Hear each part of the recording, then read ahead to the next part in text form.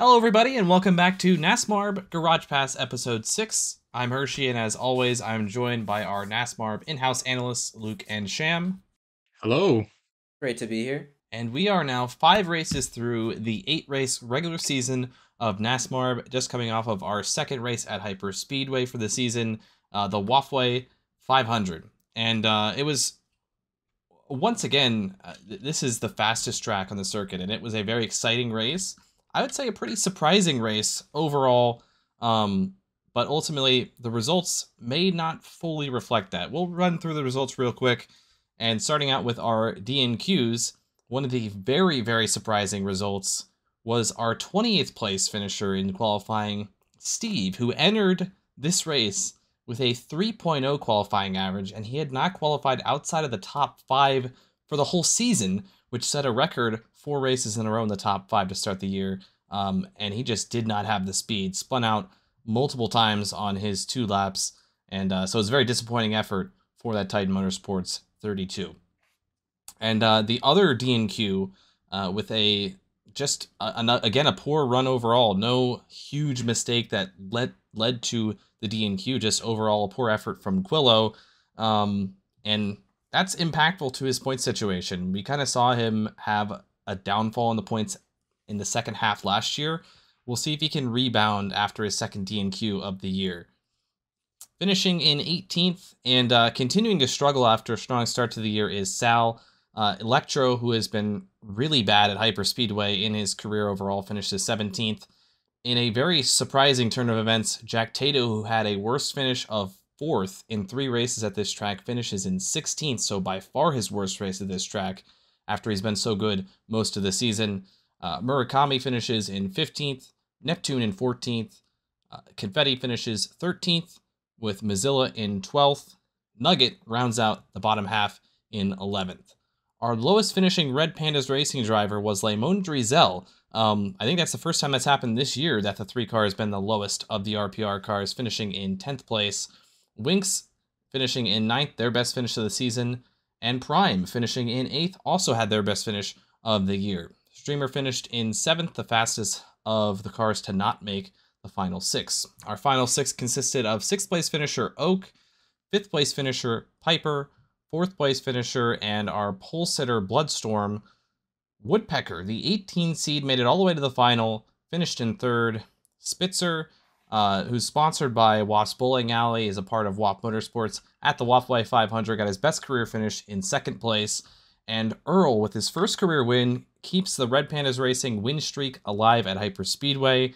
So great for him, he's locked in the playoffs, and truly a great race for that 33 car. Yeah, as you mentioned from Jack Tato, having his best finish, or his worst finish of 4th here, and now it is 16, it was very odd to see that Jack Tato just did not have it today. It was very odd, because this is obviously the best track he's at. He almost won here, but I don't know, it's very awkward that he had a 16, so that was a huge blow, so it opened up for a new winner here. But then also, Drizel, as you said, was the lowest seed of Red Panda Racing, which is quite crazy, because they are also really good here. They had the win here when we came here initially, but once again, they ended up getting dethroned by Oak kind of decisively, which was very interesting. So, huge W to Oak to being able to dethrone Drizel at this track. I think what we just saw today in the race was it's just a lot of intense racing overall in the group stages. A lot of cars were getting pretty loose off of that final turn, being that this is a really fast track, so you're going to want to carry a lot of speed through the turns. But yeah, some of these cars maybe carrying a little bit too much speed. More specifically, one time during the Streamer versus Jack Tato round, a Streamer, instead of getting loose, he actually got a pretty tight and got into the wall, and that prevented him from really on finishing that lap. Some other notable cars who had some issues during that group stage, during the Earl versus Confetti versus Prime. Once again, Confetti making more mistakes. This time twice in that race, getting loose off of that final turn. He did have the lead at both times going in, but first time with Earl, just got caught up, and Earl accidentally turned him around in that wild photo finish across the line. and then against with Prime the very next heat, got majorly loose off of the final turn and costing him a advancement to the next round. Confetti just continuing to bleed more and more points for his playoff chances. Yeah, I wouldn't really say that the initial one is much of a mistake, where he narrowly lost to Earl. I feel like that was just hard racing, but the second one was definitely a massive mistake. He easily should have been able to beat Prime in that matchup, but choked, which is another. It's one again in a row for Confetti. So as you said, that's the point total he's losing is starting to add up very much, and he's already a bit under the cut line. So not going great for Confetti. Yeah, and we've only got 3 races left. And if you look at the mistakes really that have compiled over the last 3 races, if you go back to DDT in race number 3, he had Spitzer beat. And whether it was Spitzer getting him loose or the little bump and run, that's kind of started a bit of a downward trajectory for that 7 car. Spitzer got a top 6 out of that in race 3. Race 4, you had the incident with Quillo in that matchup where he was going to have it basically a free heat win, and he was kind of stuck on the guardrail, got off, and then ran right into the back of the 9, ended up losing in that matchup to Quillo. And then, here today, had an absolutely easy heat win.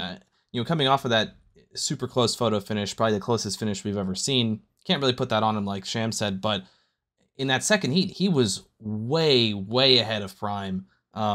There should have been no shot for the 17 to move on from that, and just a huge mistake. He's right now 12 points below the cut line, so we'll see how much those mistakes hurt.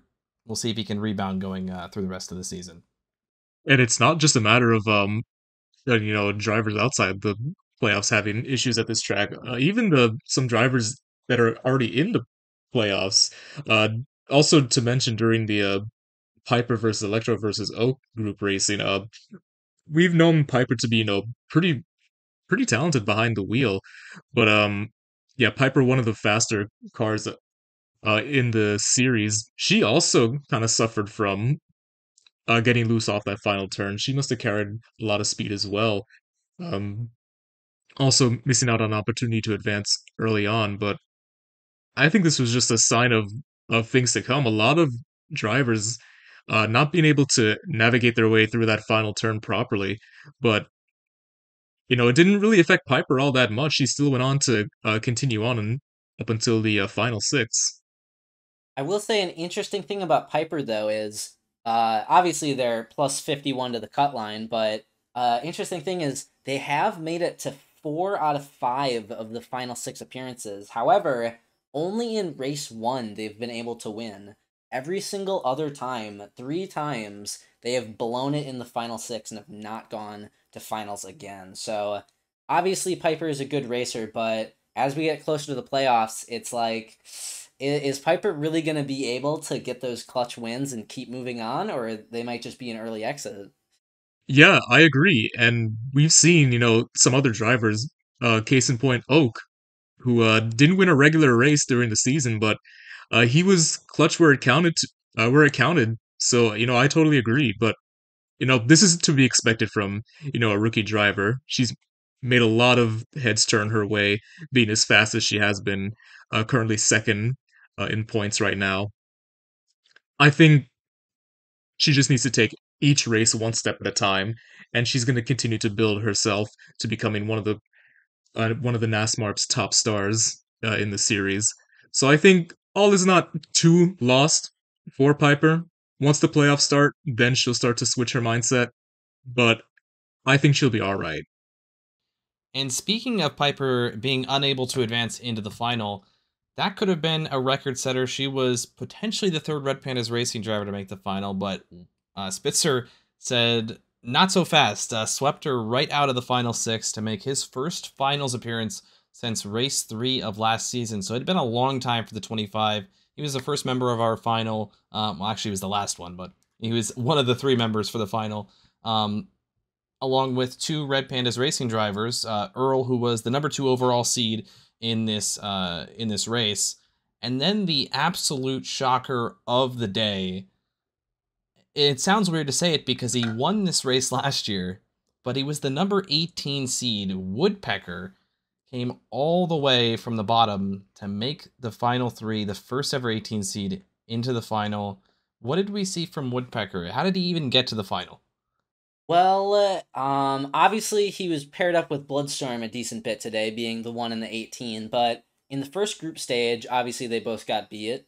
But in the second stage with Neptune, Neptune ended up turning over as they've been on a bit of a downward trajectory, but huge blown from Neptune because it seemed like they should have been able to beat Woodpecker, but again, yeah, he just went insane.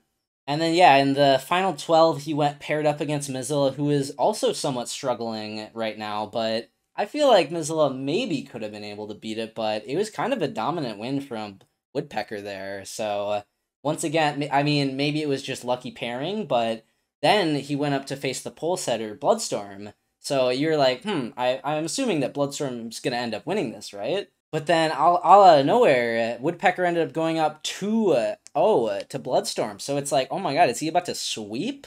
Bloodstorm was able to get one more heat win in there to make it a bit closer, but Woodpecker ended up getting the last one. So, yeah, you can't really call it an easy victory because he just went up against the pole setter. So, I guess maybe there was just something weird in his qualifying because he kind of killed it in the race. Like, obviously, they all kind of got destroyed by Earl, but still an insane run for Woodpecker to even get this far. And then following that up with our runner-up, Spitzer, who had a career day today. He finally showing some speed at a track not named DDT. He started off as the highest qualified driver who is below the cutoff right now in 5th. And what I noticed from Spitzer is that he was calm, cool, and collected a lot of the time. A lot of drivers would get loose off of the final turn, but actually Spitzer was able to use that final turn to his advantage because he was actually able to ride the outside wall a couple times in order to win against Piper in the final 6. And he was the one who, of course, disrupted the Red Pandas Racing finale, uh, defeating Piper in that. He went on to have 6 heat wins and recorded 2 fastest laps on the day. And even during the finale, it looked like he had some really good speed early on. In the first heat, he finished second, and he came off the final turn with the lead in the second heat. And he tried to pull the block on Earl, but Earl was able to muster his way around him and beat him again. And for the rest of the time, he didn't really show much at all compared to those other 2 cars. But the fact that Spitzer had a really great race today really showed that he's got something else left to prove. And this is something that we have not seen from Spitzer at all, aside from, him showing up at DDT. Yeah, I was personally really impressed by the way he was able to control his car. Throughout his entire run, it looked like he was like accurately like when he would come up next to a car, he would know what to do to get around them to get all those heat wins to get into the finals. So I think it was pretty impressive from Spitzer today. So definitely a good job. And we had a first-time winner in NASMARB with Earl claiming the victory at Hyperspeedway. He did it in tremendous fashion, a 4:00 sweep. That was the first time since race 2 of last season when his teammate Lemon Drizel did it at Hyperspeedway, first sweep since then. What'd you guys see from Earl? I think this was a bit of a surprise. I think Earl definitely has been improving as the season has gone on. Early on this year, it was a question as to if he could keep up with the likes of his teammates Drizel and Piper. But as time went on, those 2 have been at it on the track quite a lot, talking about Drizel and Piper. And I think Earl has just been using that time to work on himself, work on his racecraft, and he was actually able to carry the banner for Red Pandas Racing, him alongside Woodpecker, actually the 2 opposites to the 2 stars. So, overall a very dominating performance in the finale from Earl, and I'm very happy that he was actually able to capitalize on that and finally break through and get his first victory. And so with that win, Earl locks himself into the playoffs, and that leads us into our current point standings. Lemon Drizel, again, still has a pretty decent lead. He's got a 14-point lead over his teammate Piper for first, but he also has the win. So for the number 1 seed, he's got a 43-point lead over Earl. for that 1 seed in the playoffs and a win on him. So it's going to be tough to dethrone Drizel from number 1. But you have Piper at 136 points in second place. Third place is Streamer at 115. Steve is in fourth, still after that DNQ at 112 points and 27 points above the cut line. And then we get into a couple of winners. Earl is now at 107. A lot of that is from this race. He was kind of right around the cut line before this, so a huge race for Earl. Plus, of course, he's now locked into the playoffs. Jack Tato is sitting 1 point below him at 106. Bloodstorm at 105 is plus 20 to the cut line. 8th place is Oak, who is at 103 points, 18 points above the cut line. And then we get to some guys who are maybe a little less comfortable when it comes to the playoffs. 9th place is Electro. He is plus 10 to the cut line at 95 points. 10th place, and bumping his way in with this finals appearance, is Spitzer, sitting at 89 points and just 4 points above the cut line. Neptune is sitting in 11th place. He's locked in, struggling a lot, though, in these last few races. So, for the 11, you kind of just hope to not be the Prime of the season from last year. Prime obviously struggled pretty much the entire year. So we'll see if Neptune can get it turned around, but we know he's in the playoffs regardless. And then we go to Quillo, who is, even after another DNQ this week, plus 2 to the cut line over Woodpecker, who has made a surge now with his finals appearance from last week's race. He's at 85 points. And then it drops 10 more points to Confetti, who is 12 points out in 14th. Nugget is another point behind that in 15th. 16th place is Sal, and he is 16 points out at 71 overall. Murakami sitting in 17th at 60 points and 27 points out, with Prime sitting in 18th, 34 points out. Mozilla sitting 38 points out, and Winks still sitting in the cellar right now after his best finish, but he is 39 points below the cut line. And yeah, so what I wanted to also, talk about, just a few drivers who I'm keeping an eye out who are above the cutoff. Quillo, Spitzer, and Electro. The three of those drivers have shown a lot of up and down this year. Obviously, Spitzer just coming off of that huge finale appearance and the second place finish. Electro coming off of the back-to-back finale appearances that he did, and Quillo, who surprisingly enough became the first driver this season to have a second DNQ in the season. There's a lot of inconsistency with these three drivers. Personally, I don't have a lot of faith in Spitzer and Quillo staying above the cutoff. We're going into some tracks where these drivers are not that great at. Of course, next race we're going to DDT. I feel, a little bit more comfortable saying Spitzer has a chance to, keep scoring some good points. But aside from that, the stats say that Spitzer is still lagging behind in Spiral and Mayhem. Same thing with Quillo. But, overall, just a very up and down year for these three drivers. And not a lot of confidence I have in two of them. And as for the people below the cut line, I feel like the 4 that are in contention of maybe getting in would be Woodpecker, Confetti, Nugget, and Sal, as they are -2 and then -12 to 16 away. They've all had iffy journeys. Sal was good in the beginning. Confetti and Nugget had consecutive 6th and 7th races, and Woodpecker now surging at the end here.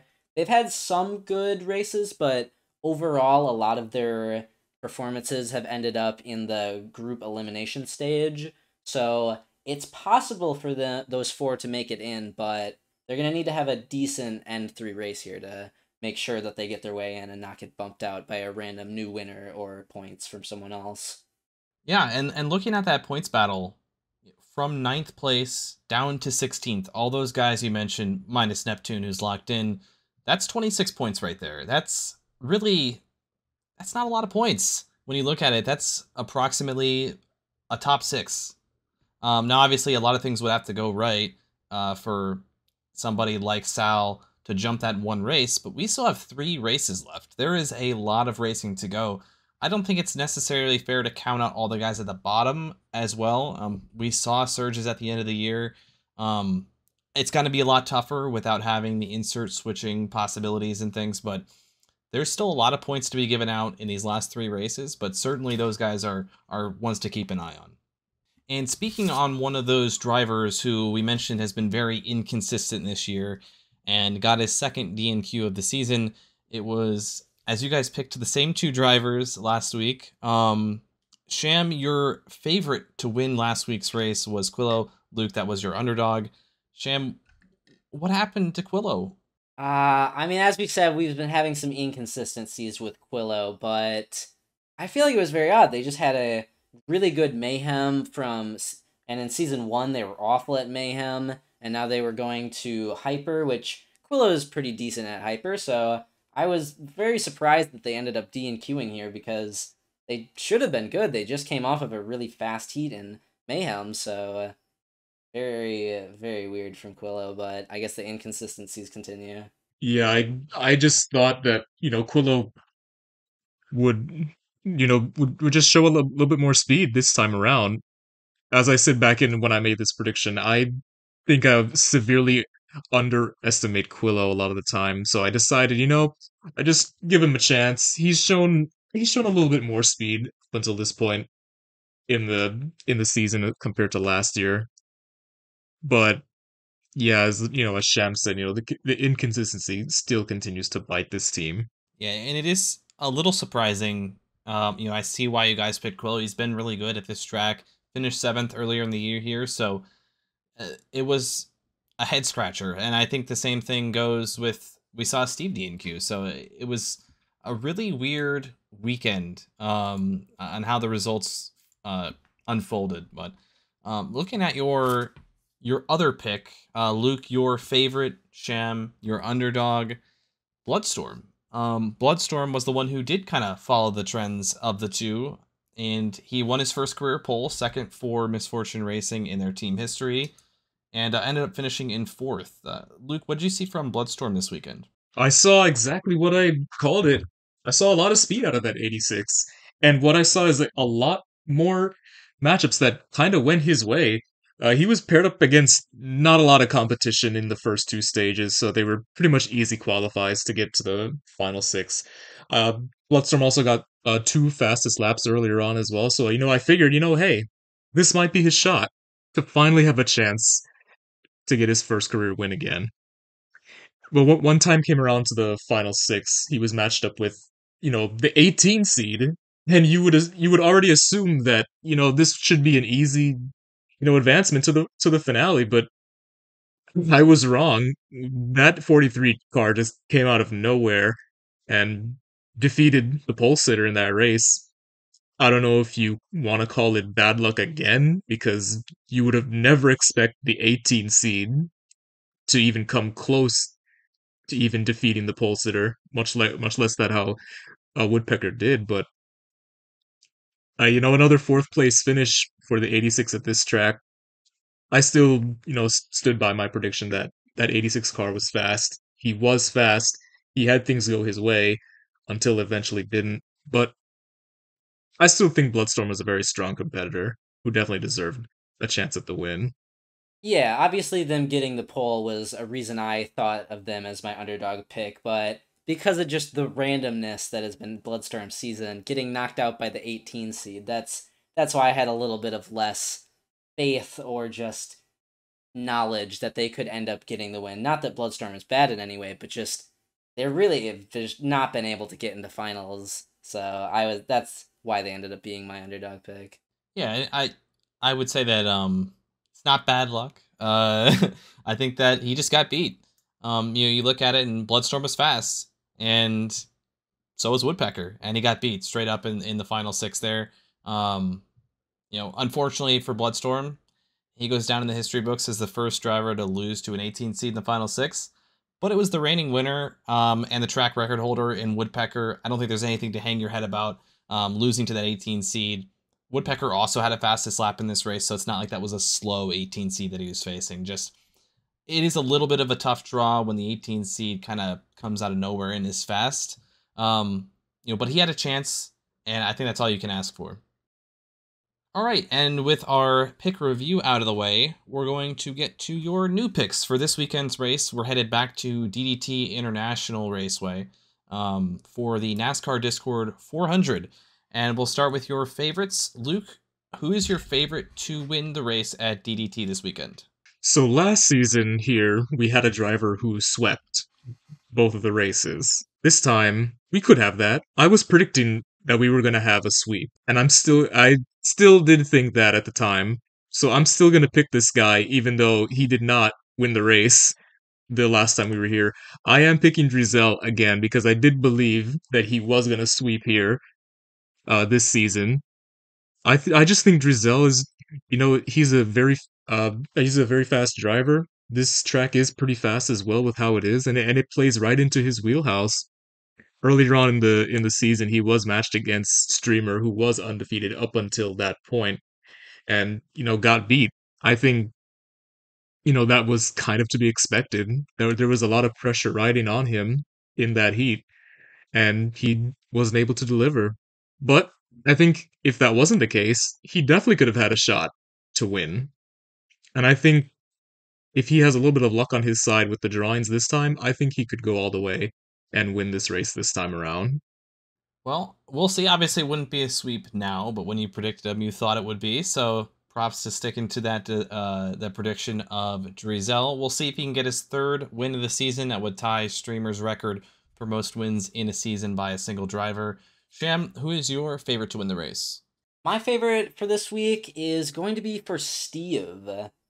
Obviously, not perfect season 1 stats, but this is a completely different Steve than last time. And when we came here in the first 4 races, he ended up getting a second place here. And while it was to Jack Tato, who is clearly faster at that race, I feel like things could change. Steve has been very good in qualifying and has started to bounce back in the races. He did just come off of a weird D&Q, but I feel like statistically he's probably just something weird. So I feel like Steve will definitely be able to do something here at DDT the next time around and maybe be able to get a win because of his other 2 final appearances and clutch it out.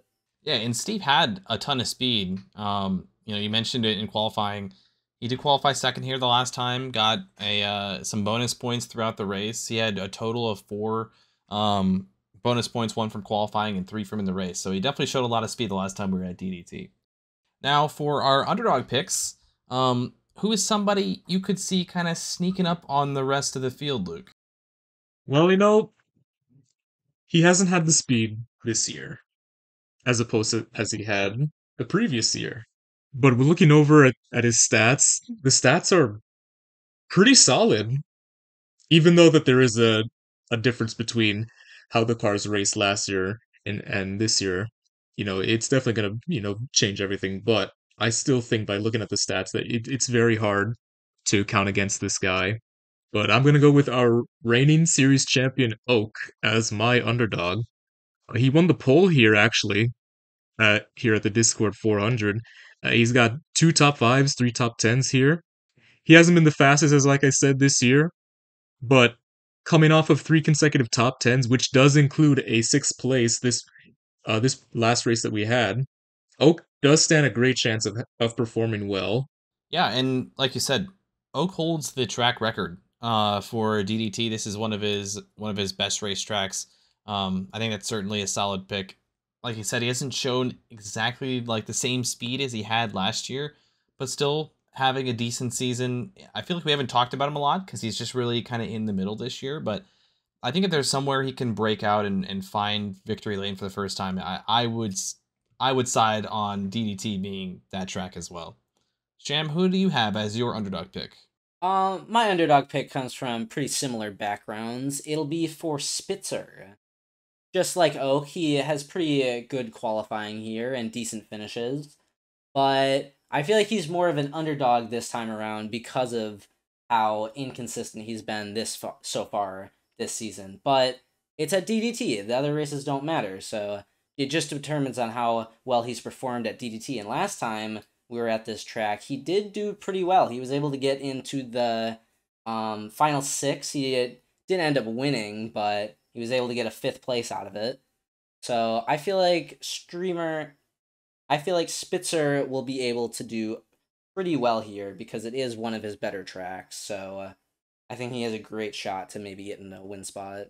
And we'll see, because with Spitzer, I think some concerns is whether or not when the pressure is on, if he can perform, because he was, going into this race, he's now above the cut line.